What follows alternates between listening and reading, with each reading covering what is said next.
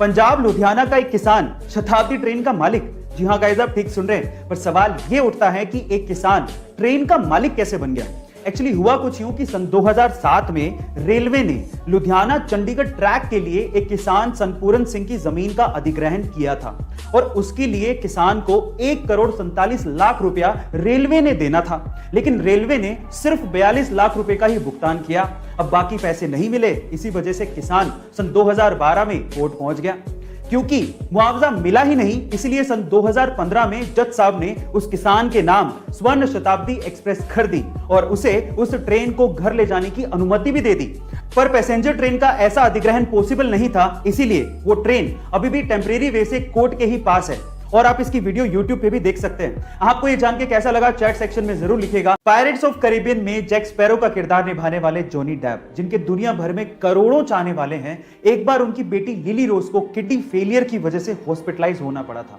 तब वो सिर्फ 7 साल की थी। वो दौर जॉनी डेप के लिए अपनी जिंदगी का सबसे मुश्किल दौर था। हालांकि उनकी बेटी इस प्रॉब्लम से बाहर आ चुकी थी, लेकिन फिर भी इस दौर ने जॉनी डेप को यह सिखा दिया था कि जिंदगी बहुत ही ज्यादा अनसर्टेन है और इसे ऐसे ही भागते भागते वेस्ट नहीं करना चाहिए। उसके बाद से जॉनी डेप को जब भी समय मिलता, वो हॉस्पिटल बच्चों से मिलने के लिए पहुंच जाते। एक बार तो वो जैक स्पैरो की कॉस्ट्यूम पहन के ही अपने फैन से हॉस्पिटल मिलने पहुंच गए थे।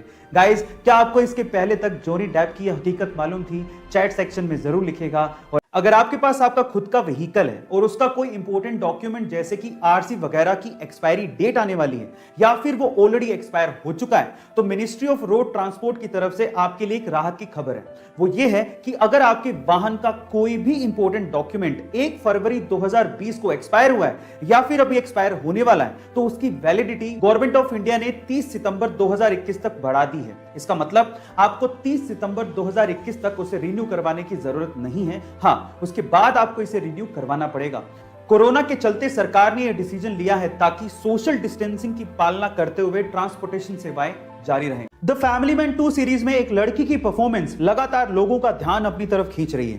इस सीरीज में वो लड़की जिस कंपनी में काम करती है, उस कंपनी में उस लड़की का बॉस उससे लगातार छेड़छाड़ करते रहता है। ये लड़की जिस बस से घर जाती है, उसी बस में एक आदमी लगातार इस लड़की के साथ फिजिकल असोल्ट करते रहता है। इस लड़की को बहुत गुस्सा आता है, लेकिन ये लड़की कुछ कर नहीं पाती। लोगों को लगने लगता है कि एक अबला नारी है, बहुत कमजोर है, लेकिन जैसे ही लोग ये सोचते हैं, उनके विचारों पर होता है एक अटैक।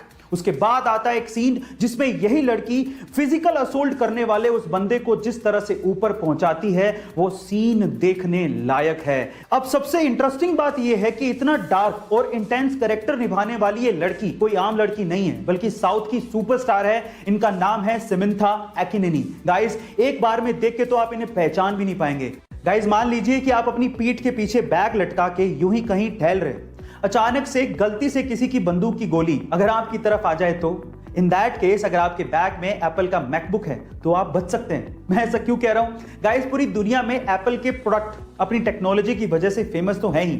आज मैं आपको इस वीडियो में एप्पल के मैकबुक की खास बात बताने वाला हूं। गाइस, एप्पल के मैकबुक, स्पेशली मैकबुक की बैटरी बुलेट प्रूफ है। जी हाँ गाइस, ये प्रूफ हो चुका है कि मैकबुक की बैटरी आपको 9mm राइफल, जो कि बहुत पावरफुल होती है, उसकी गोली से भी बचा सकती है। ऐसी थोड़ी दुनिया में एप्पल के प्रोडक्ट्स का नाम है। गाइस, क्या आपको इसके पहले तक इफेक्ट पता था? और अगर नहीं पता था तो चैट सेक्शन में जरूर लिखेगा। यहां हम लोग अभी तक कोरोना से लड़ रहे हैं और वहीं चाइना ने अपने आर्टिफिशियल सन ईस्ट यानी कि एक्सपेरिमेंटल एडवांस्ड सुपर कंडक्टिंग टोकामाक से 101 सेकंड के लिए 120 मिलियन डिग्री सेल्सियस तक के टेम्परेचर को हासिल किया है।